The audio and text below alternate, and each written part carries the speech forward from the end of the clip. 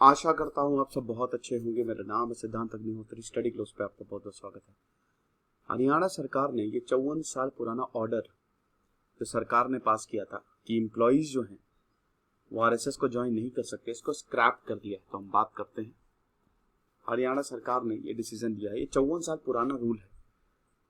इसके मुताबिक जो एम्प्लॉइज हैं, जो स्टेट गवर्नमेंट, जो सरकारी एम्प्लॉइज हैं, वो आरएसएस या फिर जमात इस्लामी को ज्वाइन नहीं कर सकते।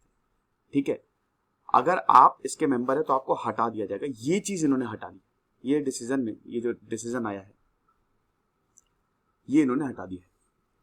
तो सर्विस कंडक्ट रूल जो कि नवंबर 30, 1966 में आया था, इंदिरा गांधी उस समय प्रधानमंत्री थी और यही बताती थी कि ये कोई कल्चरल और सोशल ऑर्गेनाइजेशन तो है नहीं। हालांकि बैंक 1975 में कुछ समय के लिए हटाया गया था, बट अगेन 1980 में इसको रीइंपोज कर दिया गया था। इंस्ट्रक्शन यही थे उस समय general administration department, Haryana chief secretary office, उसमें यही था कि जो स्टेट गवर्नमेंट है, जो स्टेट एम्प्लॉइज हैं, स्टेट गवर्नमेंट एम्प्लॉइज आरएसएस की किसी भी एक्टिविटी में पार्ट नहीं लेंगे, वो इनसे जुड़ नहीं सकते। जनवरी 1967 में पॉलिटिकल और service branch of chief secretary office in Haryana, उन्होंने भी इंस्ट्रक्शन इशू किए थे कि अगर मान लीजिए कि कोई भी सरकारी नुमाइंदा आरएसएस में आता है तो उसके खिलाफ कार्रवाई की जाएगी, या उनके जो भी वो काम करते हैं उनसे एसोसिएट होता है तो उनके खिलाफ कार्रवाई की जाएगी। लेटेस्ट हरियाणा सरकार का ऑर्डर क्या कहता है?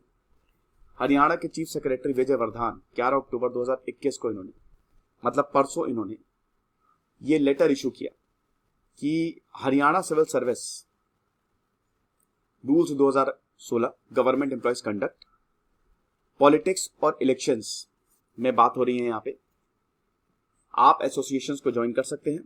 To all the administrative secretaries, heads of department, managing director, chief administrator of the board, corporations, divisional commissioners, deputy commissioner, registrars of the university, Punjab and Haryana high court. तो ये अब इतने लोग अगर चाहें तो आरएसएस से को ये ज्वाइन कर सकते हैं। They can take part in politics and they can join organisations, लिखा हुआ है ना। अर्लियर जो लेटर था वो आप देख सकते हैं, ये 1967, 1970, 1980 का जो लेटर था, इसको विड्रॉ कर लिया गया है। लेटर क्या कहता था कि कोई भी सरकारी एम्प्लॉय जो है वो no government employee shall join or continue to be member of an association. कोई भी सरकारी नुमाइंदा जो है वो किसी भी एसोसिएशन का मेंबर नहीं होगा, ऑब्जेक्ट या एक्टिविटीज का पार्ट नहीं होगा जो भारत की सॉवरेनिटी और इंटीग्रिटी के लिए खतरा है या फिर पब्लिक ऑर्डर या मोरालिटी के लिए खतरा है।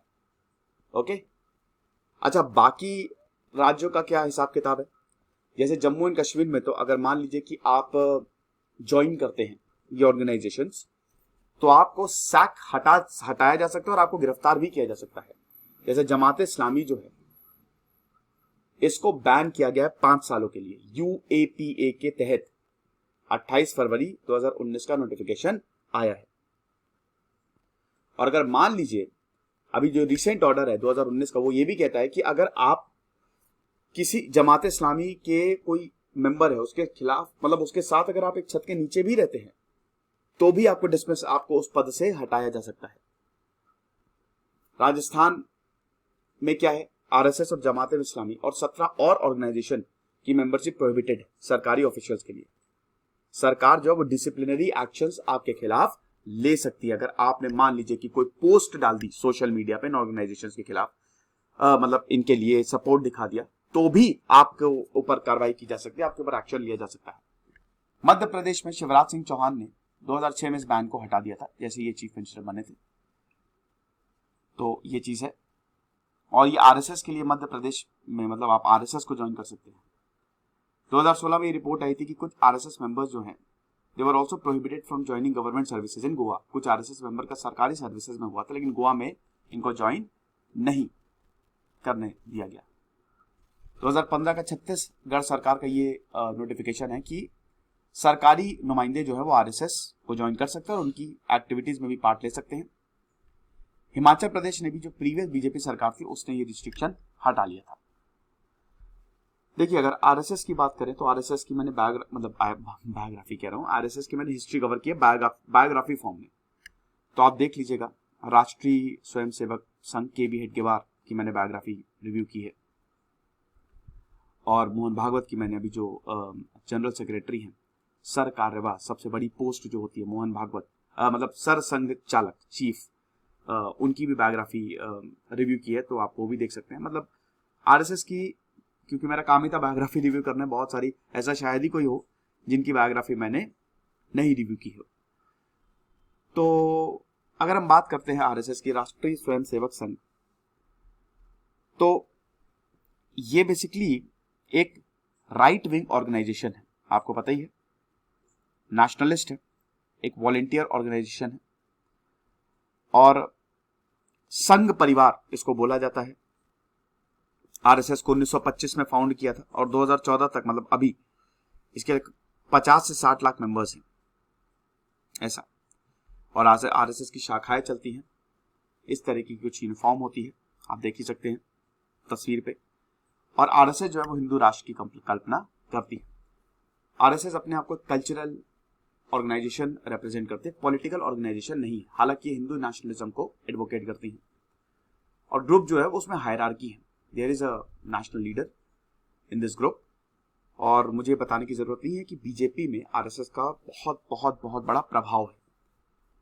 बीजेपी में जितने भी प्राइम मिनिस्टर या जो लीडर ऊपर आता है, विदाउट आरएसएस की सहमति से नहीं होता, ये सबको पता है, ये जग जाहिर है। नरेंद्र मोदी आरएसएस के बहुत ही क्लोज माने जाते थे, अटल बिहारी वाजपेयी, लाल कृष्ण आडवाणी, हालांकि अटल बिहारी वाजपेयी के ज्यादा क्लोज थे। आपको बता दूं कि जब ये 1990s में ये था ना कि लाल कृष्ण आडवाणी को प्रधानमंत्री बनाया जाए कि अटल बिहारी वाजपेयी को, तो लाल कृष्ण आडवाणी का पलड़ा ज्यादा भारी था, लेकिन क्योंकि उतनी पहुंच नहीं थी लाल कृष्ण आडवाणी की, इंग्लिश बोलते थे, सिंधी थे, तो अटल बिहारी वाजपेयी जिस तरीके से बोलते थे और जो उनका कन्विक्शन रहता था, तो वो आरएसएस वाज कन्विंस्ड कि अगर हम इनके साथ जाएंगे इट विल डू वंडर्स। तो आरएसएस ये है, और आपके सामने, और नाथूराम गोडसे भी आरएसएस को बिलोंग करते थे, आपको पता ही है, 1948 में। उसके बाद जैसे ही नाथूराम गोडसे ने गांधी जी को मारा तो आरएसएस को बैन कर दिया गया था, सरदार वल्लभ भाई पटेल ने ही बैन किया था, हालांकि बैन जो है वो बाद में हटा लिया गया था, ठीक है। तो ये चीज है। अब आपको बता दूं कि देखिए आरएसएस के बारे में एक और थोड़ा सा, आरएसएस जो है वो बहुत अच्छा काम भी करते हैं। आपको ये भी बता दूं कि अगर कहीं पे भी कोई भी प्रॉब्लम हो तो इनके वॉलंटियर सबसे पहले पहुंचेंगे। आरएसएस में मान लीजिए कोई भी डिजास्टर आया, कुछ भी हो, काफी सोशल सर्विस भी करते हैं ये, विदाउट किसी को पता चले हुए। तो ये भी इनका काम भी, मतलब ऐसा ही नहीं है। प्रॉब्लम ये है ना कि लोग अच्छाई को देखना नहीं चाहते। हर एक ऑर्गेनाइजेशन, ठीक है, आइडियोलॉजिकल डिफरेंसेस होते हैं, but there is always a good side. तो अगर कहीं पे भी प्रॉब्लम आती तो आरएसएस के वॉलंटियर्स पहुंचेंगे भी। हाँ, लेकिन इनका जो एक्सट्रीम ग्रुप है, हालांकि विश्व हिंदू परिषद में ये पूरा एक अम्ब्रेला ऑर्गेनाइजेशन है, इनका जो एक्सट्रीम ग्रुप है बजरंग दल, वो जो तोड़फोड़ करता है वो गलत है, उसको ऐसा नहीं करना चाहिए।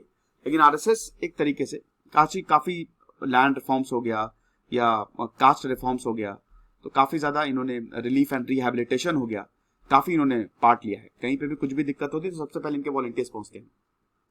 तो ये चीज है। और वही है कि dedication and discipline, both mental and physical, सुबह सुबह इनकी जो शाखा है वो शुरू हो जाती है। तो अगर आपको लेक्चर पसंद आया, बहुत अच्छी बात है, कमेंट करिए। एक और चीज आपको बता देता हूं मैं कि अब मैंने कुछ एनिमेटेड वीडियो शुरू किए हैं। टाटा का मैंने एक वीडियो डाला था, फिर कल मैंने ध्यानचंद और हिटलर का वीडियो डाला, आई होप आपने देखा होगा। और हमारी सेल भी लाइव है, हमारी जो नवरात्रि सेल, आज नवमी है, नवरात्रि की आपको बहुत बहुत बधाई। नवरात्र में थोड़ा सा माहौल ही बदल जाता है, आप देखिए ना, मौसम अलग हो जाता है, थोड़ा सा हल्की हल्की सी ठंड पड़ने लगी है। तो नवरात्रि सेल इज लाइव, नवमी आप कोड यूज करिए, एक्स्ट्रा 25% आपको सारे कोर्सेज पे ऑफ मिलेगा। Thank you so much.